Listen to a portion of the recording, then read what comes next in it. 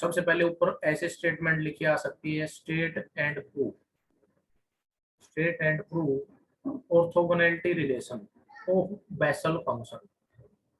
तो ये स्टेटमेंट है इसकी जो आपने याद रखनी पड़ेगी। आपसे ये पूछ सकता है शॉर्ट टाइप क्वेश्चन के अंदर,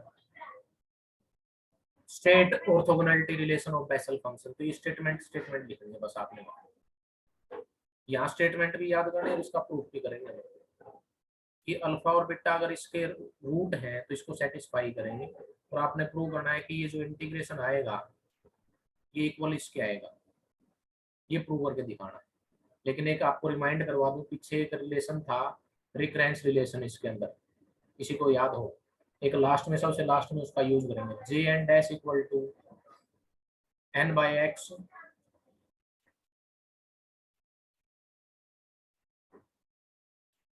जे N dash equal to N by X J N X minus J N plus one X. याद है, ये सेकंड या थर्ड रिकरेंस फॉर्मूला था। ठीक है, यहाँ से पता है क्या है कि अगर इसमें मैं पुट कर देता हूँ x की जगह अल्फा दोनों साइड, तो आप बताना क्या आएगा, J N dash alpha equal to N by alpha J N alpha minus J N plus one alpha. Clear. अब ये वैल्यू किसके इक्वल है, जीरो के, क्योंकि ये रूट है अल्फा इस इक्वेशन का। तो जे एन अल्फा की भी वैल्यू जीरो है और जे एन बीटा की भी वैल्यू जीरो के इक्वल। ठीक है, तो ये क्या आएंगे, जीरो आए, तो ये टर्म कैंसिल हो जाएगी, तो यहाँ से आएगा J N dash alpha equal to किसके, minus of J N plus one alpha के। ठीक है, इसका यूज करेंगे सबसे लास्ट में जाके, बाकी मैंने वहां लिख भी रखा है, इसमें देख लेना, इसको चेक कर लेना।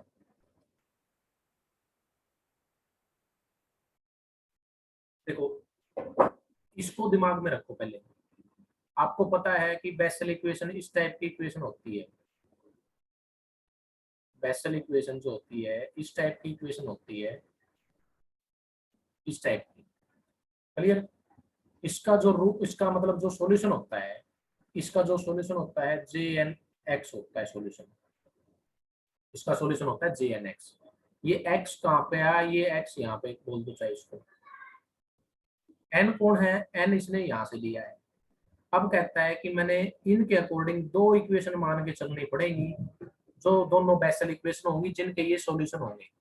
आप देखो, ऐसे कंसिडर करनी है आपने बेसल इक्वेशन। इसने क्या किया, ये यहाँ पे y की जगह एक तो ले लिया u, देखो, और x की जगह अल्फा x ले लिया, क्योंकि एक अल्फा x की फॉर्म में बनाना है, और n n ही रहेगा, यहाँ n है। तो दो इक्वेशन कंसिडर करेंगे जो दोनों इक्वेशन कैसी होंगी, बेसल इक्वेशन होंगी। एक का solution u equal to J N alpha X होगा, एक का solution v equal to J N beta X होगा। क्लियर। इसका तो सॉल्यूशन है जे एन अल्फा एक्स और इसका सॉल्यूशन है J N beta X. Clear है, ध्यान रख लिया। सबसे पहले इनके अकॉर्डिंग याद हो जाएगा आपको। ये थोड़ा अजीब जरूर लगता है इसके अंदर, क्योंकि टॉपिक ही ऐसा मिल रहा है कि आपने थोड़ा सा इसको कंबाइन करना पड़ेगा, सोचना पड़ेगा, सारी चीजें रट्टा नहीं मारी जा सकती इसके अंदर। ठीक है, थोड़ा हाँ आपने दिमाग भी लगाना है, कुछ ट्रिक भी होती है, सभी में ऐसा ही नहीं होता कि डायरेक्ट याद रखना है, डायरेक्ट भी नहीं याद रखना है।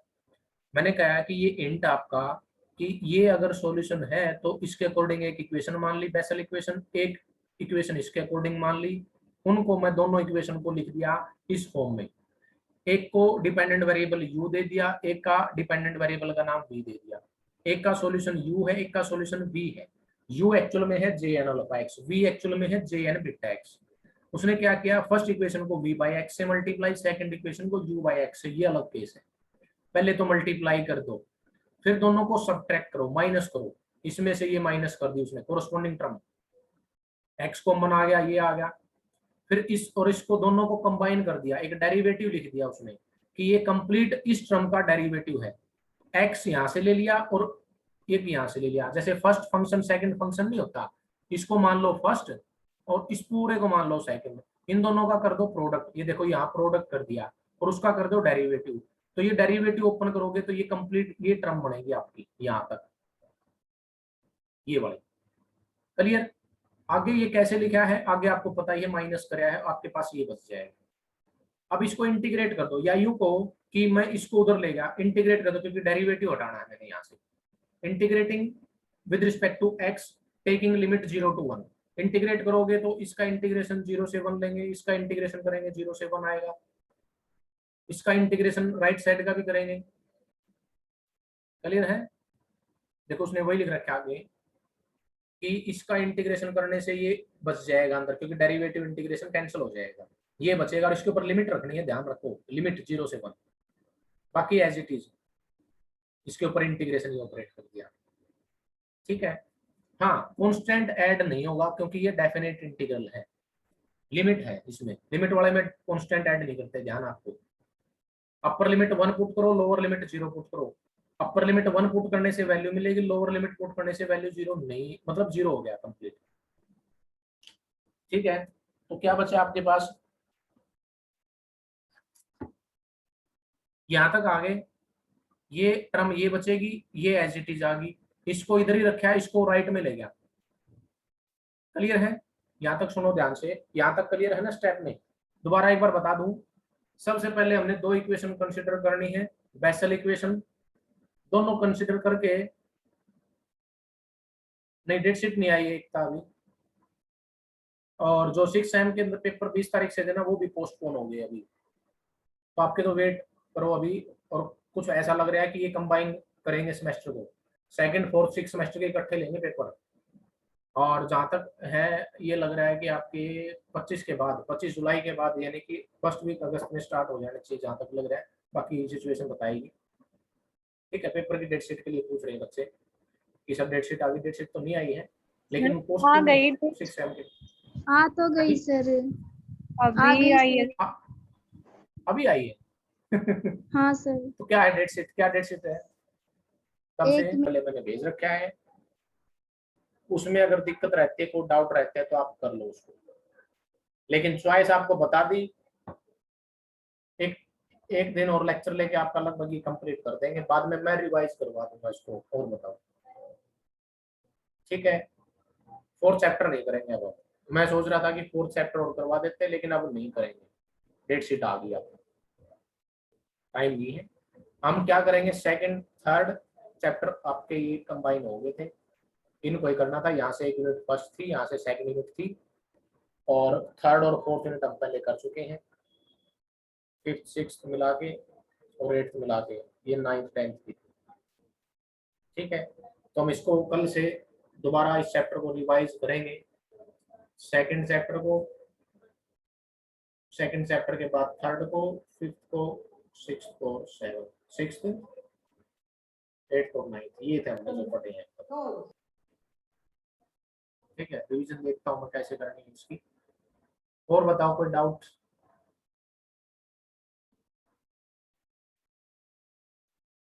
करें मीटिंग को एंड?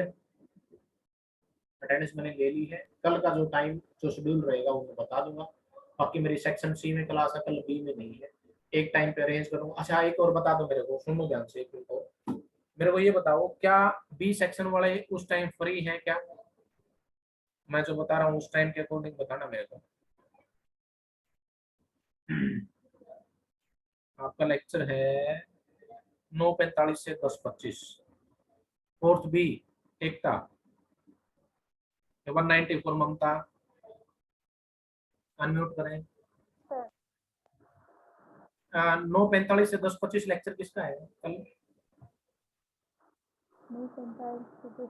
दुष्यंत सर का है।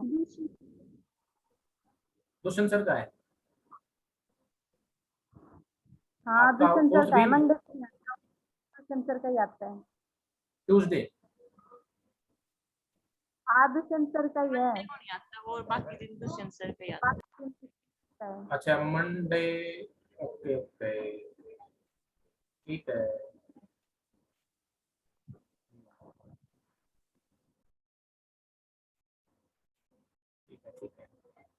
ठीक है, या तो दुष्यंत सर करवा देंगे या मैं कर दूंगा, आप बताओ, आप बता देना, बाकी ये लेक्चर कंबाइन कर लेंगे। या तो 9:45 से 10:25 सेक्शन बी और सी दोनों तैयार रहे, बीए वाले भी, बीए वालों का इंग्लिश का है सर, डागर सर का। हो गया सिलेबस, हो गया वो पहले ही? उनका सिलेबस तो हो गया बट वो रिवीजन वगैरह करवा रहे हैं। कोई बात नहीं, रिवीजन कर रखी है, बोल देना कोई बात नहीं, या मैं बोल। ठीक है सर। 9:45 से 10:25 करते हैं कंबाइन कल, ठीक है? तो 9:45 से 10:25 करवाएंगे आपको स्टार्ट। फिफ्थ चैप्टर 5.1 की प्रॉब्लम डिस्कस करेंगे कल। 5.1 कर लेना वैसे भी, और जल्दी जल्दी कर लो तो 2-2 एक्सरसाइज कर लो तो बहुत बढ़िया रहेगा। 2-3 बार रिवाइज हो जाएगा, हफ्ता 10 दिन में और बढ़िया हो जाएगा। जो कच्चे रिजल्ट थे, जो अच्छे से ध्यान नहीं थे, वो आपको रिवाइज हो जाएंगे। तो 5.1 और 2 कर लेना आज, ठीक है सभी?